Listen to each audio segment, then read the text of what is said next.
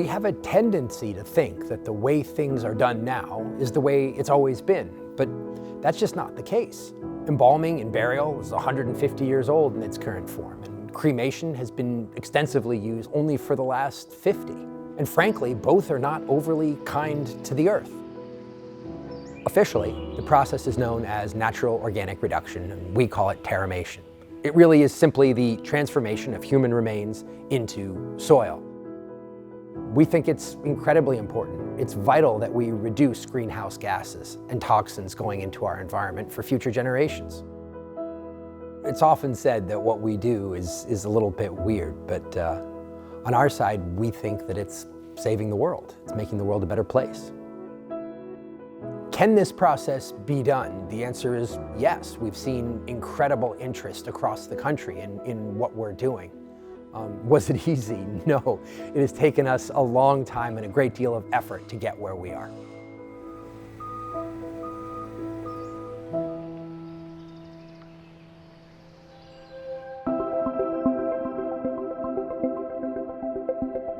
Micah first called me in June 2019.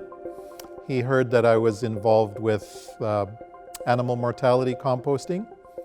And he said, "How do you feel about composting humans? Do you think we can do it?" And my response was, technically it's possible. We've had lots of experience with it. Obviously with a human, it's a little bit different. When we think about composting humans, there's the whole respect for the dignity of the body and respect for the family in the process. So there's a whole lot of other non-scientific parts to that as well. Honestly, until I got involved with this project, I hadn't really thought too much about death care or the industry, and it wasn't really something that was on my radar. I don't consider myself that old. In any event, I think the importance of this project is that the process of terramation is as close as you could get to the actual natural process, and the impact to the environment will be nothing but positive from this. Everything we do is designed to accelerate what nature already does so well. We lay a bed of organics, straw, alfalfa, and sawdust into the vessel about this high. The body is then placed on top of it, and then we fill the rest of the vessel with organics again. The lid is closed and the vessel is brought to front of house, where it sits for about a month. During that period of time, the microbes in the body become hyperactive and they rapidly transform the body into soil. At the end of that month, we separate out the soil from the bone. We reduce the bone exactly as it is typically done in cremation, reintroduce it to the soil, and let it sit for a second month. So, at the end of a 2-month period, we have soil that we can then give back to the family.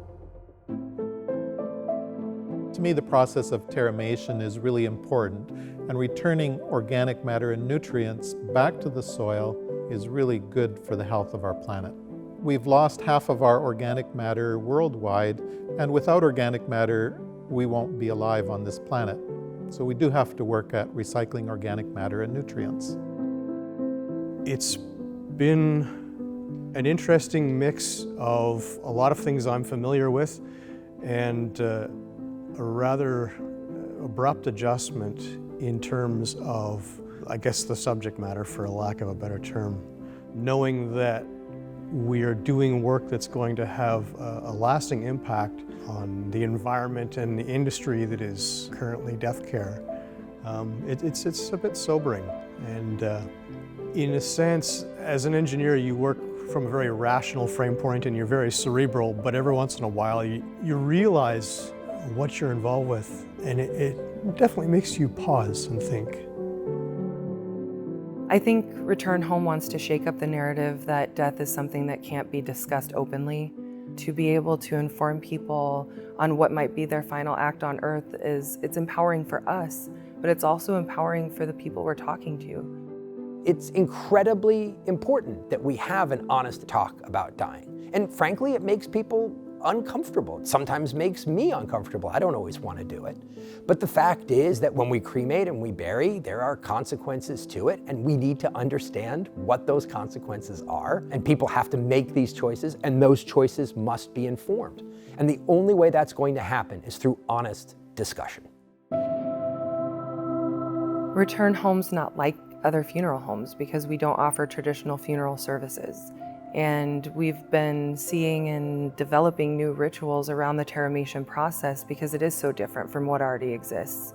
Sometimes people will bring in letters or flowers to leave in their loved one's vessel as a final goodbye, or they decorate the vessel and then come visit a few times. Those are the new services that we're encouraging people to participate in. We want them to feel welcome to come visit the facility and pay their respects to their loved one anytime they want. I see it as kind of like a temporary mausoleum where they're here and then they move on to the next phase. There's a great deal more to this process than simply the transformation of human remains into soil. The soil has to go somewhere, and it has to go somewhere that helps the earth, because that's really the whole point.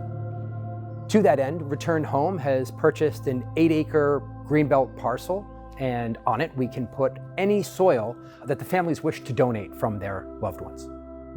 I think this is a really sacred thing to people, and I think they really do need to know that their loved one has gone back to the earth and that the cycle of life has been maintained.